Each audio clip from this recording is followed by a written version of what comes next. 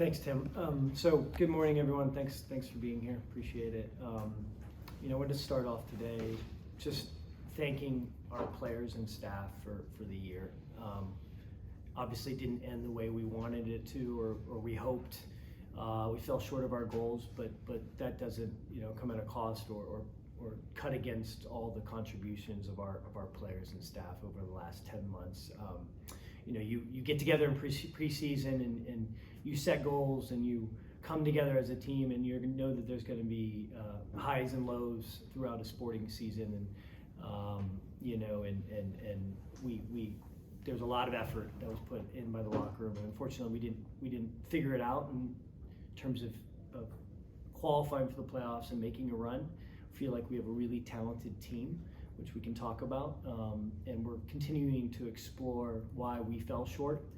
But the one thing that I've gathered from our meetings that we've had with the players so far is that they're extremely excited about next season and the fresh start. I think the training that we've had over the last few weeks has enabled us to Mark and Laurent to give a different look and introduce new concepts, and the response has been very good. So the communication from the players has been extremely positive in terms of looking forward, looking ahead, but at the same time taking the key learnings that we had this year, both individually and collectively, for how we're going to build toward a successful 2023. Great, we'll begin with questions, and we'll start in the room with Bailey, and if you'd like a question after that and you are online, please press the raise hand. Go ahead, Bailey. Obviously, there's a couple weeks until the deadline for these decisions to be made. Was there a motivation to get these done earlier, since you guys also have a coach to hire and lots of other things happening this offseason?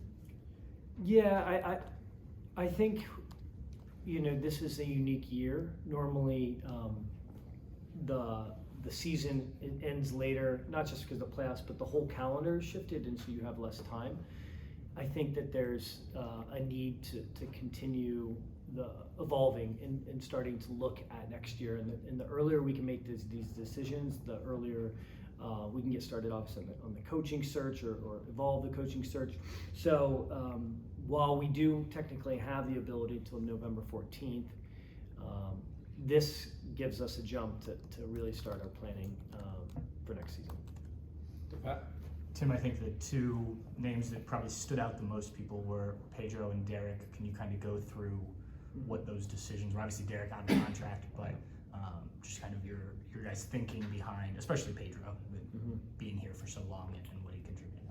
Yeah, obviously all of these decisions are tough, but it's our job to examine the roster and figure out what group of players we need to move us forward. And in our league, as we all know, unlike a lot of the global football world, we have salary caps, and you have to make hard decisions. And it evolves, especially going back to 2020, where players have increases, players have bonuses, and all of these things contribute to the salary budget charges. And so what we wanted to do is make decisions that allow us some flexibility, so that when the new coach comes in, we can make decisions collectively about certain positions. And Pedro and Derek and a couple of the other decisions were primarily a result of salary cap casualties and decisions. But I do want to take a moment to talk about Pedro and his contributions to the club. I mean, what a amazing player during his time at the club. He's loyal, dependable, incredible work rate. His ability to play a certain number of matches, a large number of matches over a short period of time is something I rarely see. He fought through injuries. Whatever was asked of him, Pedro did, and he did it without asking questions. And so really want to thank Pedro and his family. He meant a lot to the players in the locker room, but also to the fans, and he had a great relationship with the fans, and the way he interacted with them after games. He's just a quality person. So we wish him all the best. There'll be interest from him in the league, no doubt. And we'll continue talking, not just with Pedro and Derek and maybe the other players, but right now we need to create that flexibility. In terms of Derek specifically, he's coming out of contract, so he'll be a free agent he obviously had a career year, and so no doubt there'll be interest. But we, again, given the positions of where he is and where we are, I think there's a gap. We're going to continue talking, but we feel like we're going to make some changes going forward, and both on the wing and up top, and figure out kind of with the new coach what kind of looks we want to provide. That was a decision that was hard but necessary. And then Clay in the back. You guys have mentioned in the past about wanting to get younger, and it looks like from a number of these that is happening. How much did that play into some of these decisions, and having a youthful group ready when the next coach comes in?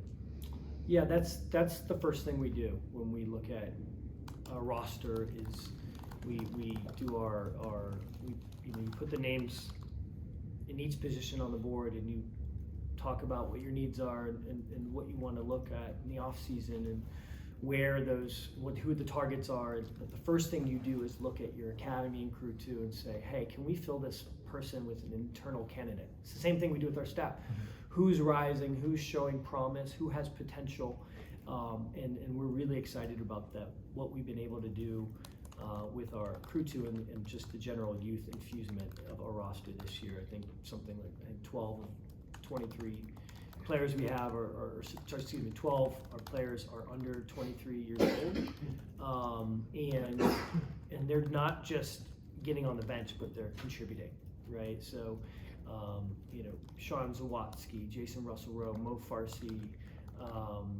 Will Sands. I mean, these players came in and not only showed that they can compete at this level, but they can contribute.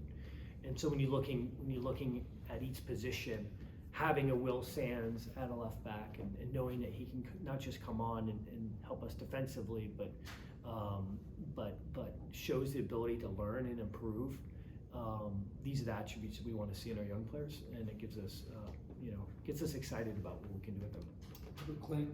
Tim, you're one goal from being in the playoffs. What generally are you looking to, and I guess you want to work in concert with the new coach. So what's the timetable there? How soon could that be done? We want to go through the process. And the most important thing is establishing our criteria, and finding an individual along with their staff that is committed to this project. And I do say project because it's getting alignment from the top down at our club, right? First team, crew two, academy, understanding our commitments to the community, understanding our role within the MLS and how we're going to find competitive advantages in the league. So it's going to take some time. I would expect, or I would hope by mid-December we would have it finalized and announced, but we'd like to do it sooner if possible. So we've finished the criteria, and now we're starting to talk to people and have sort of round one interviews over the next days and weeks. So do you think you're that close? I mean, that it takes a tweak here, a tweak there? Does it? I mean, in terms of getting in the postseason, yeah. What I would say is I think we have a really talented roster. We have a solid core group of players. We have a good blend of veteran and youth. So I think we are very close, right? The last 2 years we haven't qualified. We haven't met our goals in terms of qualifying for the playoffs, getting top four, but we're not light years away either, right? And so what we've noticed in our player meetings is how excited our players are about playing with each other, their belief in the talent in our roster.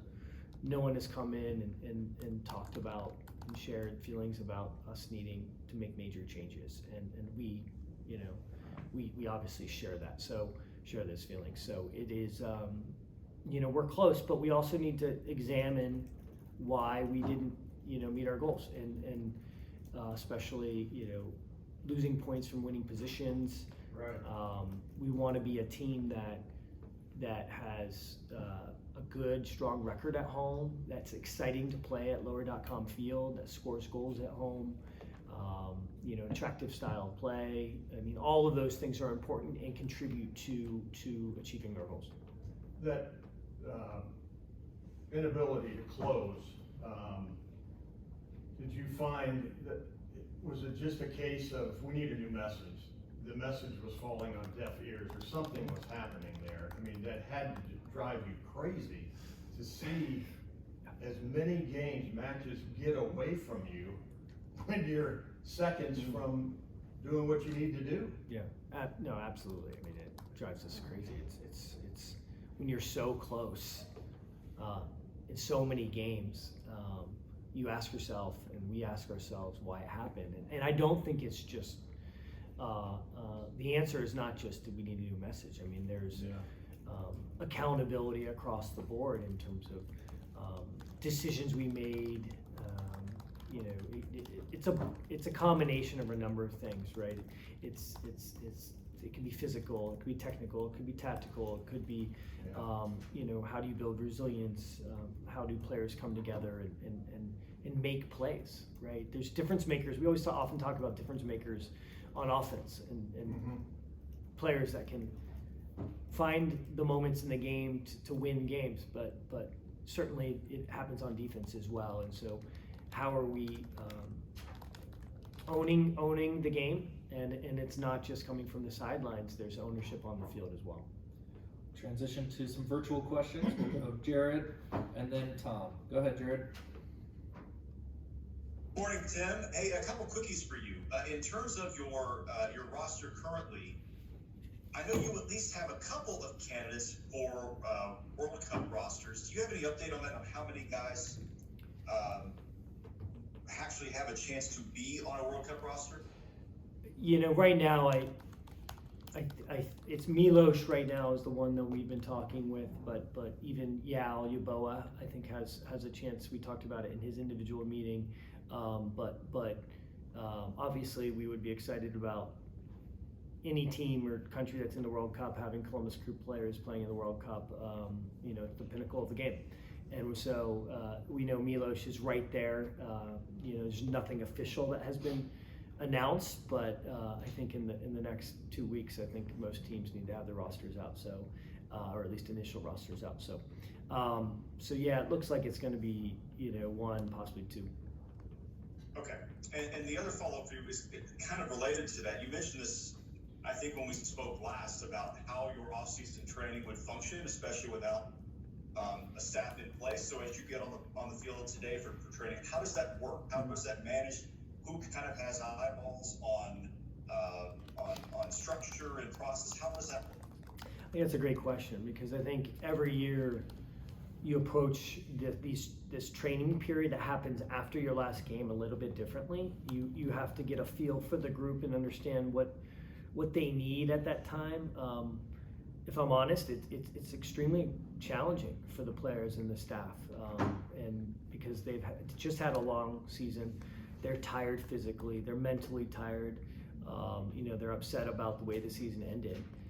But you take that week off that we had after our last game, and then we've come in with with a group that is motivated to train, and that's what we've seen. Mark Nichols and Laurent Courtois and Kobier and our entire staff that is here, both from Crew 2 and our broader staff, have done a tremendous job of structuring the training so that it's fresh and new and different from what the players had experienced before, just to keep them motivated and feeling positive about what they're doing. Some of it is keeping them at a high level of fitness, because our off season is so long compared to other off seasons around the world. So I believe it's going to be about 64 to 70 days.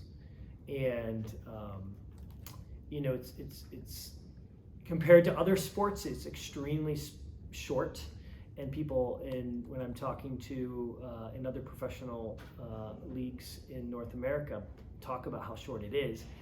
But compared to the global, European game or South American game, it's actually pretty long. We'll keep going with a couple more virtual, and then back to questions in the room. So we'll go to Tom Bogert of MLSsoccer.com, and then Charlie Hatch with the Cruise website. Go ahead, Tom. Thanks, Bez, for taking the time. Not to make you, I guess, go into any definitive statements, but just going back to Pedro and Derek, it seems to be that you're not 100% ruling out a possible return, but indicating pretty heavily that it's unlikely that these players return. Yeah, I think that's fair. I want to give these players have done a lot for this club, and I think it's important to communicate to them and their group, and to close this sort of the chapter of this season. But I'll never, I'll never rule out the possibility officially. So things change, especially once we have a new coach in place. There could be an opportunity for all of these players to come back. It's just making a decision now to move forward. Thank you. Yep. Go ahead, Charlie. Hi, Bez. When you look at the roster, obviously the spine of the team is intact.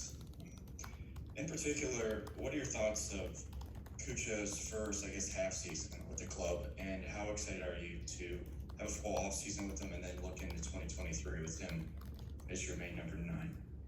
Yeah, really excited about the way Kucha had an immediate impact on our team. Obviously, when you lose someone like Giassi, who can play at a high level and has contributed so much to the club and scored so many goals, you want to make sure that the person you bring in can do that and possibly more, and Kucha did that immediately. Not only does he have an incredible ability on the ball and to do something magnificent in terms of scoring goals, but the standard he sets in training with his work rate is something you were hoping for, but you don't know is going to happen. It's a little bit unexpected.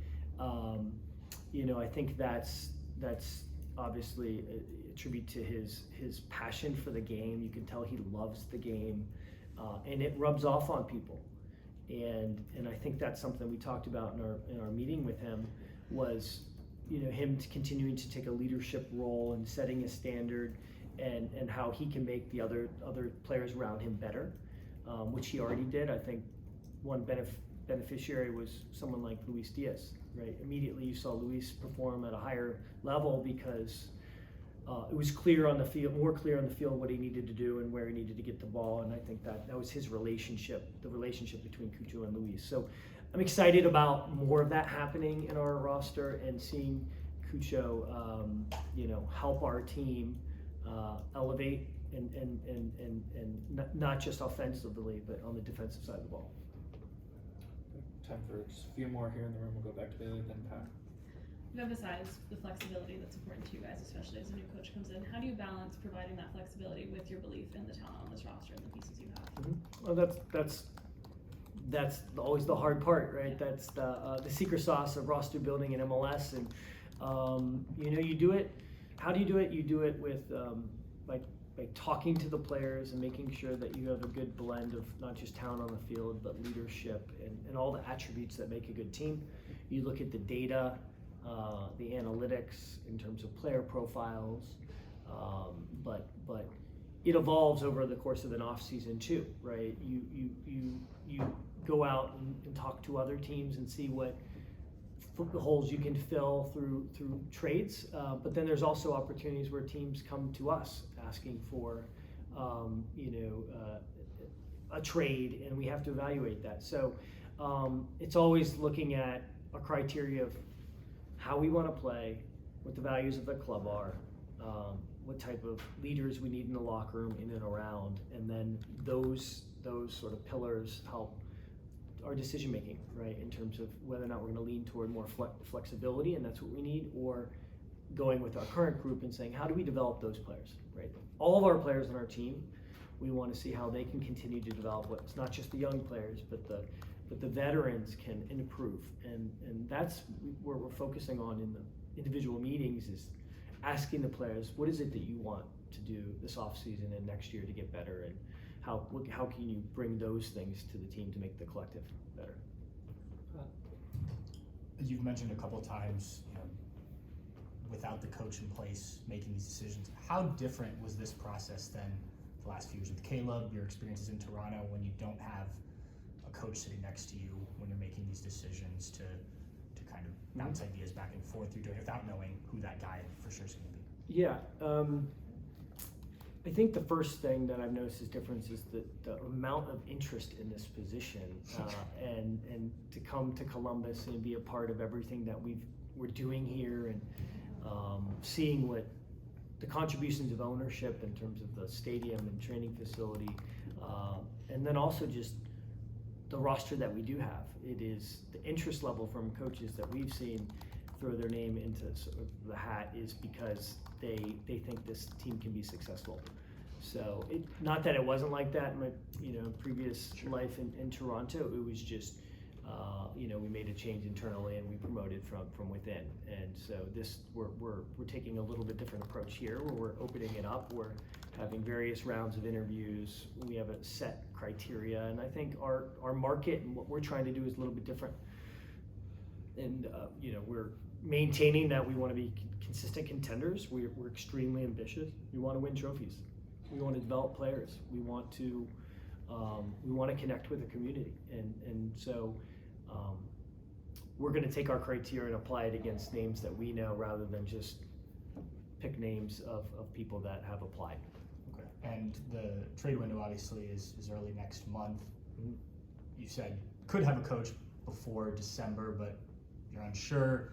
How active do you expect to be if a coach isn't in place in a trade window? I know you said teams sometimes come to you, but in terms of you guys, it's a balance.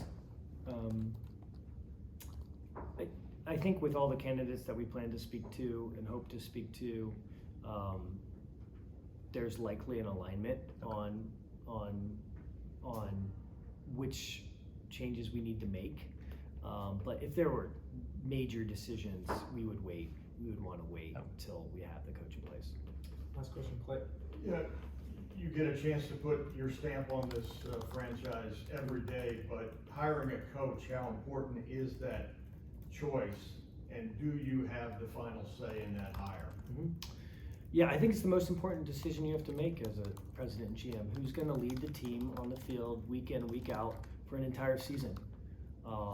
And I'm excited about this opportunity. I don't take it lightly. I think it's one that you have to create a process, and if you have a process and you're disciplined in your criteria and you collaborate with others in terms of what they want to see, I think you can have a good outcome.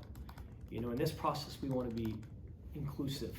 It's not just myself making the decision. There's frankly all layers of the club. I would love to get feedback in terms of and I've asked for feedback for what they need from a leader, from a coach, from the equipment manager all the way up.